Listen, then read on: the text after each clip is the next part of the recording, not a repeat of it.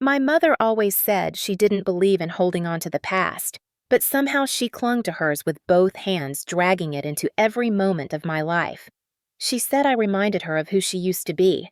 That might sound sweet, but in reality, it meant she could never let me have something she no longer had, especially love. I was 24 when I finally saw her clearly, not as a parent, not even as a flawed human being doing her best. No, I saw her as a woman who had made herself the center of every relationship I ever tried to build. She said it was just coincidence, that the men I dated reminded her of someone she used to know, but they all ended up in the same place, entangled with her emotionally or worse. It happened so many times I stopped telling her when I was seeing someone. I kept my dating life under wraps, lied about where I was going, made sure no man I loved ever crossed the threshold of the house I grew up in. But somehow she always found a way. And when she did, she twisted it. She said I should understand, that she was lonely, that she had needs too. I told myself I was overreacting, that I was projecting, that a woman in her late 40s flirting with my partners wasn't abuse. It was just uncomfortable. But then I found the proof, the texts, the photos, and worse than any of that, the excuses. He reminded me of being 25. I felt young again. You wouldn't understand. You haven't been abandoned like I was. No, I hadn't been abandoned, not yet. But I was done being patient, done excusing what she called trauma and what I called predation.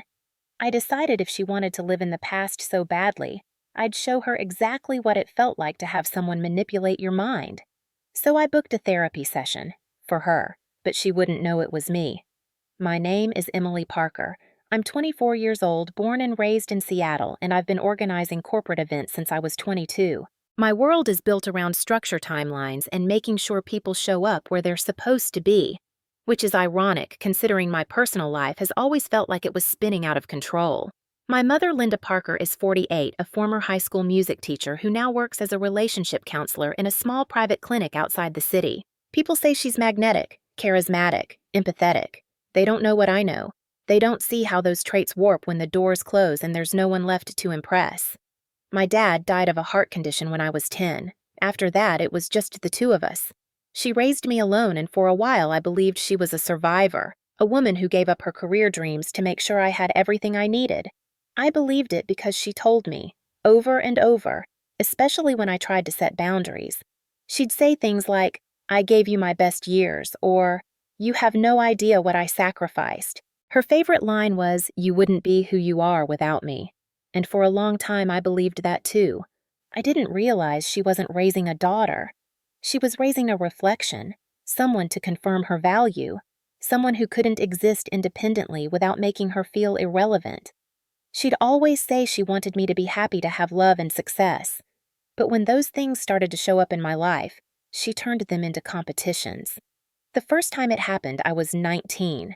I brought home a classmate named Jason to study for midterms. We sat at the kitchen table going over flashcards, and she walked in wearing a silk robe. She laughed like it was no big deal, poured herself wine, and sat across from him, crossing her legs slowly. Jason couldn't focus after that. Neither could I. I thought maybe she just didn't understand boundaries. But that wasn't it. It kept happening. Different guys, different situations, same behavior. Once I brought a date named Tyler to a work party. My mom insisted on helping me get ready, then accidentally showed up at the same venue. She sat near him, laughed at all his jokes, even danced with him when I went to the restroom. At first, I tried to laugh it off.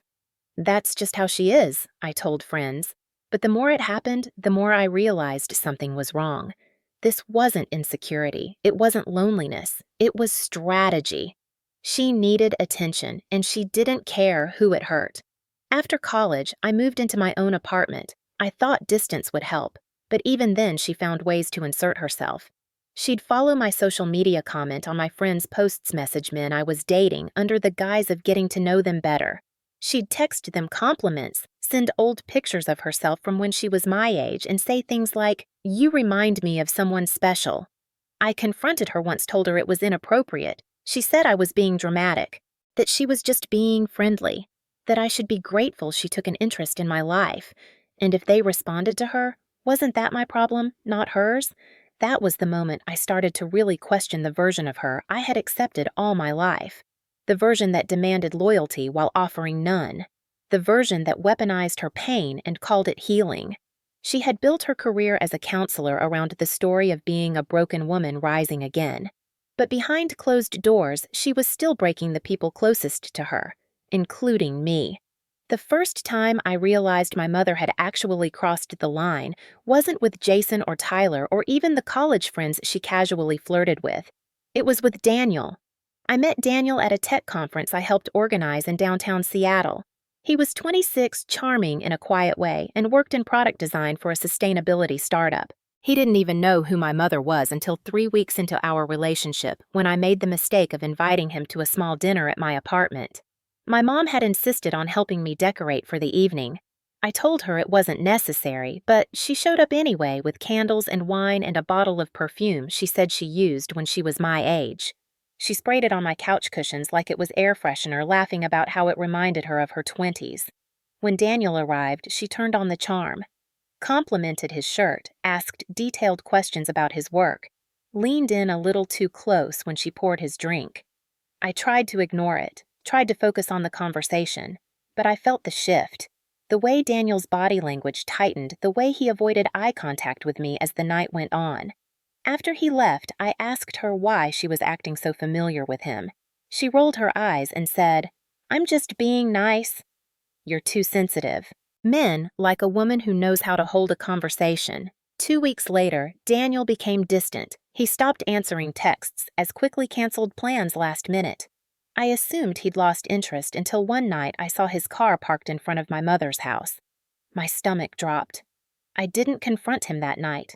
I waited for the moment I could walk in without warning, and when I did, I found her sitting beside him on the couch, laughing like they were old friends. She was wearing the same perfume, the same dress she wore to my high school graduation. I didn't yell. I didn't cry.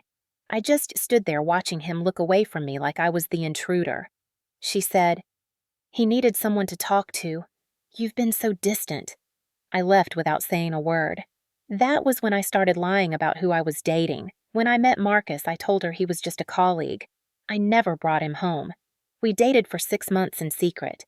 He was a graphic designer from Portland who spent most weekends in Seattle, and we met through a joint project. He was kind, private, and a little older, 28. I told him early on about my mother. Not everything, but enough to make him cautious. He understood.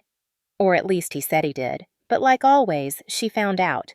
She saw a tag on a birthday post I forgot to make private. The photo wasn't even of him, just a corner of his arm, a reflection in my sunglasses. But that was enough.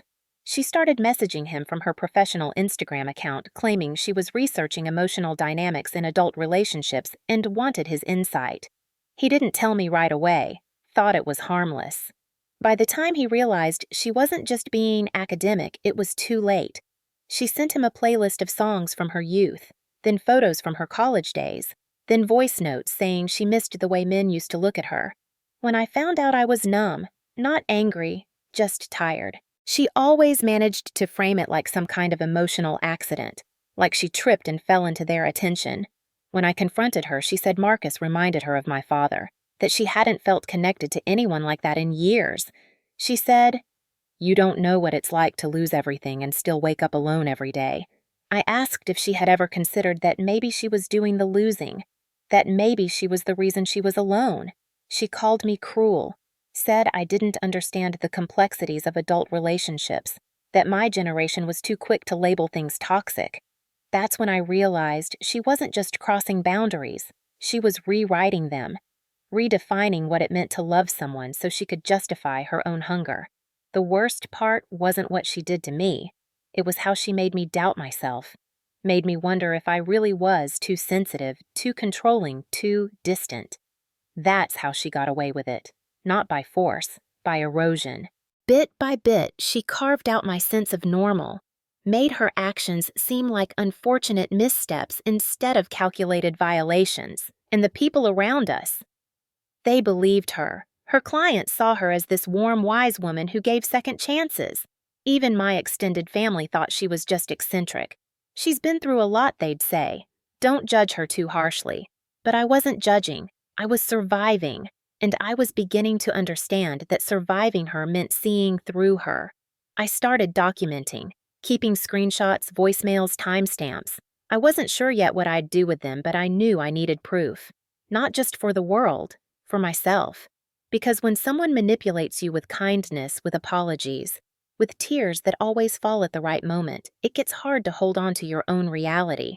I needed something solid, something that didn't shift with her version of events, something I could hold in my hands and say, this happened. This was real. I tried going to the police once, not to file charges because I knew there was no law against emotional manipulation or seduction unless it involved minors, but just to see if they would take me seriously. I showed them the messages my mother had sent Marcus, the ones where she talked about missing physical touch, about craving connection, about how he made her feel alive again.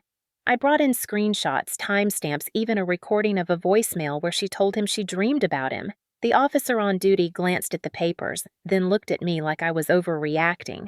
He said, "Sounds like a family issue. Maybe you two just need to talk things out." I left that station with my stomach in knots, wondering how many other women had been told the same thing. That their pain was personal, not criminal. That what they experienced wasn't wrong, just unfortunate. I didn't bother telling my friends. Most of them already avoided talking about my mom. They said she made them uncomfortable.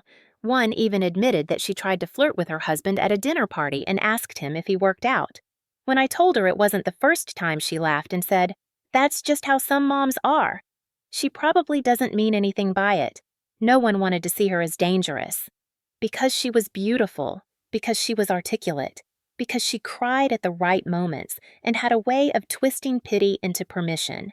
She joined a local women's group about reclaiming feminine power in midlife, and suddenly she had a new vocabulary to explain away her behavior. She said she was liberating herself from shame. That if people judged her, it was because they couldn't handle a woman who refused to age quietly. She said these things to me while wearing my clothes, my perfume. Sometimes even quoting back phrases I had said in my own moments of vulnerability, as if to prove we weren't so different. I started to feel like I was being erased, not just ignored but overwritten, like she was slowly becoming me, or the version of me she thought she should have been. It went beyond the men. She commented on the way I decorated my apartment, on the books I read, on the career choices I made. She said, "You always pick the safe path. You should be more daring. Take more risks. Don't waste your 20s like I did." I wanted to scream that I wasn't wasting anything, that I had built a life, a real one, and all she ever did was undermine it. But I didn't scream. I smiled, nodded, said I appreciated her advice, because that was easier than fighting a ghost. That was what she'd become, a haunting presence in every decision I made. I kept my relationships short and distant. I deleted dating apps, stopped attending social events where I might meet someone. It was easier to be alone than to risk letting her in again. But that loneliness didn't feel like safety. It felt like surrender, like I had already lost and didn't even know it. And then one day, while scrolling through my messages, I found a chat thread between my mother and a man named Nate. A man I hadn't spoken to in 2 years. We had dated briefly after college, broken things off amicably. But there she was in his inbox telling him she'd always admired his maturity, that she was curious how he was doing. I confronted her immediately. She didn't deny it. She said she was just checking in, that he had posted something sad on Facebook and she wanted to make sure he was okay. I asked her if she even remembered he was my ex. She said, "You weren't serious with him. It doesn't count." And that was the moment something snapped. Not in anger, in clarity. I realized she wasn't going to stop. She couldn't. This wasn't about loneliness or even attention. It was about control, about rewriting every relationship in my life until she was at the center of all of them. That's when I knew I had to do more than distance myself. I had to dismantle the structure she had built around her image. I had to take back the narrative she had hijacked for years. And I knew exactly where to start. At the therapy clinic where she told everyone she was healing, where she wore professionalism like armor and spoke about emotional intelligence while weaponizing every ounce of it behind closed doors. I spent 3 weeks preparing, not just gathering proof, but learning how the system worked. I researched therapy ethics laws in Washington, dug into licensing databases, cross-referenced the name of every counselor at the clinic where my mother worked. That's when I discovered the truth she'd been hiding for years. Her certification had expired in Oregon and had never been transferred properly to Washington. She wasn't legally allowed to counsel clients in the state, but no one checked because her name carried a reputation and her charm filled in the rest. She wasn't registered with any oversight board. Her practice existed in a legal gray area run out of a rented office she shared with 2 part-time acupuncturists and a life coach who called herself a spiritual clarity advisor. I realized then that she had created the perfect environment to manipulate without consequence. No clinical oversight, no mandatory reporting, no one to challenge the version of herself she presented to her clients. That was my opening. I created a fake identity using the name Sophie Morgan, a young woman in her mid-20s struggling with maternal boundaries. I used a burner phone, a new email, even a prepaid debit card to book the session. I knew the receptionist wouldn't ask questions. I crafted a backstory that mirrored my own, but exaggerated just enough to seem distinct. A mother who was emotionally intrusive, a pattern of failed relationships, a deep fear of turning into the very person who caused that pain. I rehearsed every line. I even practiced crying on cue. I had one goal: to make her talk, to get her to reveal not just her unlicensed status, but her methods, her worldview, the twisted logic she used to justify what she did. The day of the session, I wore a hoodie and a surgical mask, said I was recovering from a cold. She didn't recognize me. Or maybe she did and chose to play along. Either way, she invited me in with that same soft voice she used with everyone else. The room smelled like lavender oil and incense. Her office was dim, cozy, designed to feel safe. I sat in the patient chair and positioned my phone to record its camera hidden behind a tissue box. She asked me to describe my relationship with my mother. I said, "She loves too much, so much that it hurts." My voice trembled. Her eyes lit up. She leaned in, pen tapping the edge of her notebook. I continued, "She tells me I remind her of her past, of who she used to be. And every time I try to love someone, she inserts herself."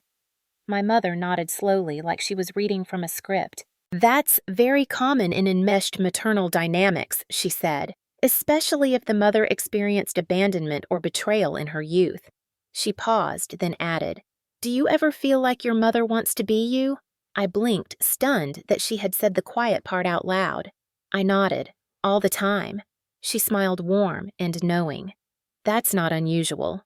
Mothers who lose their sense of self often attach to their daughters' identities. It's a form of survival." I asked, "Is it wrong for me to keep secrets from her? To lie, if it protects me?" She didn't hesitate. Boundaries are essential, and sometimes to maintain them we have to make choices that others won't understand. That's not dishonesty. That's preservation. I stared at her, watching her justify the very behaviors she used to shame me for. It wasn't about healing. It was about control. About reframing her manipulation as wisdom. She spoke for another 20 minutes, weaving stories of client breakthroughs and emotional revelations, all carefully curated to make herself the hero. I let her talk, let her dig her own grave. By the end of the session, she suggested a second appointment, said she saw real potential in our work together. I thanked her, stood up, and walked out the door with my heart pounding. In my pocket was everything I needed: her voice, her language, her self-incriminating logic. Now it was just a matter of what I would do with it. I didn't go to the police this time. I went to a lawyer. Her name was Valerie, a referral from a friend who had once dealt with a workplace harassment case that no one took seriously until she stepped in. Valerie didn't blink when I laid out the evidence. She listened. She took notes. She asked questions that made me realize I hadn't been imagining the weight of what had happened. She confirmed that practicing therapy without a license in Washington state was a criminal offense, especially if there was evidence of exploitation or emotional harm. When I told her my mother had recorded some sessions to use later for leverage, Valerie's eyes narrowed. That's not just unethical, she said. That's potentially felony level illegal. She helped me organize the recordings, create a timeline, and compile testimonies. I started reaching out to others' old boyfriends, former friends, even a woman who had once been a client of my mother's and confided that she had stopped therapy because something felt off. Piece by piece, the network came together. Not just people who had been manipulated, but people who had watched it happen and stayed silent. I even found someone from my mother's past, a former teaching assistant from her days as a choir director, who admitted that Linda had flirted with teenage boys under the guise of being a cool teacher. She said nothing ever happened physically, but the boundary crossing was constant. The attention, the secrets, the way Linda made herself indispensable to vulnerable people. It was a pattern, a long-standing one. I worked with Valerie to send a formal complaint to the Department of Health attaching documentation of Linda's expired certification and lack of transfer to Washington. We sent evidence to the counseling clinic as well. Within a week, my mother was suspended from her position pending investigation. She called me the day it happened, her voice shaking with fury masked as confusion. "Someone's trying to ruin me," she said. "They're saying I'm not licensed, that I crossed ethical lines. This is slander." I stayed quiet. Let her talk. She said, "You don't know what this will do to my reputation." I almost laughed. "Your reputation," I said. "That's what you're worried about." She hung up. 2 days later, I got an email from one of her former clients, a woman named Rachel. She had found my burner email through one of the ex-boyfriends I'd contacted. Rachel said she had stopped seeing Linda because she always felt their sessions veered too personal. She said Linda shared too much about her own love life, used Rachel's vulnerability to talk about her own heartbreaks. She said she'd never felt safe enough to report it until now. Rachel had saved text messages, session notes, even audio recordings. She sent it all to me. Then more women came forward. Some had been clients. Some were daughters of women who had once trusted my mother as a friend or counselor. Each one had a story. Each one described the same feeling that Linda had made herself central to their lives only to take more than she gave. I gave everything to Valerie. She built the case methodically, piece by piece. A profile of a woman who had blurred the lines between professional and personal for years, always under the guise of healing. Valerie coordinated with investigators. A formal inquiry was opened. My mother was officially barred from practicing until further notice. But the story didn't stay quiet. One of the women leaked it to a local journalist. Soon there was a feature article titled "The Therapist with No License: How One Woman Built a Practice on Broken Boundaries." It included anonymous quotes, documented timelines, even excerpts from session recordings. My mother's face wasn't on the cover, but those who knew her recognized the details. The fallout was immediate. Her clients stopped responding to her. Her women's group removed her from their gatherings. The clinic erased her name from their website. She posted online about being attacked by cancel culture, claimed she was the victim of a witch hunt led by her emotionally unstable daughter. But this time no one rallied behind her, because this time we had receipts. I watched her unravel, not with satisfaction, but with silence. This wasn't about revenge anymore. It was about clarity, about restoring the truth that had been warped for too long. And as the investigation deepened, I realized something even more important. This wasn't just about me. It was about every woman who had been told their pain was too personal to matter. About every girl who had been gaslit into thinking their boundaries were selfish. I hadn't just exposed my mother. I had exposed a pattern that needed to be seen, and I wasn't done yet. 2 weeks after the article came out, my mother showed up at my apartment unannounced. She stood in the hallway holding a bag of groceries like it was any other Sunday, like she hadn't spent the last several days accusing me of sabotage online. I didn't open the door. I watched her through the peephole as she stood there for 15 minutes, alternating between knocking, pacing, and leaving voicemail after voicemail. Each message was a different version of her story. First, she was confused, then betrayed, then apologetic, then furious. When she finally left, she slid a handwritten note under the door. It said, "You've always wanted to destroy me. Now you have. I hope you're proud." I didn't respond. Not because I wasn't angry, but because I knew that's what she wanted. A reaction. A door cracked open. Any excuse to re-enter the narrative as the victim. Instead, I sent a copy of the note to Valerie and updated our file. The investigation had expanded beyond licensing. With enough testimonies and records, the state attorney was now reviewing whether fraud charges could be filed for accepting payment under false credentials. There was also growing evidence of client manipulation. At least 3 former clients had submitted sworn statements. One had been convinced to lend my mother money during their sessions. Another had been encouraged to cut ties with her family in favor of finding strength through isolation. When I read that line, I felt something shift. That was exactly what my mother had tried to do to me, paint everyone else as the problem until she was the only voice left. Meanwhile, my personal life remained quiet, peaceful even. The silence was unfamiliar but welcome.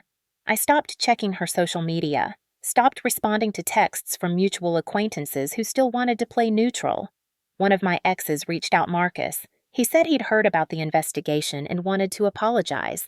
Said he hadn't known how to say no to her, that she made him feel special in a way that was hard to explain. I told him I didn't need an apology. I needed him to speak up. He agreed to give a statement. That helped. It wasn't closure exactly, but it was something solid. Something I could add to the growing mountain of proof that this wasn't just my story. It was a pattern that had gone unchecked for far too long, and now it was finally being held accountable. After the hearings concluded and my mother was officially barred from practicing therapy in the state of Washington, something unexpected happened. I didn't feel triumphant. I didn't even feel relieved. I just felt still, like the noise that had always been humming in the background of my life had finally stopped. The space it left was eerie at first, a kind of quiet that felt too wide. But then I realized it wasn't emptiness.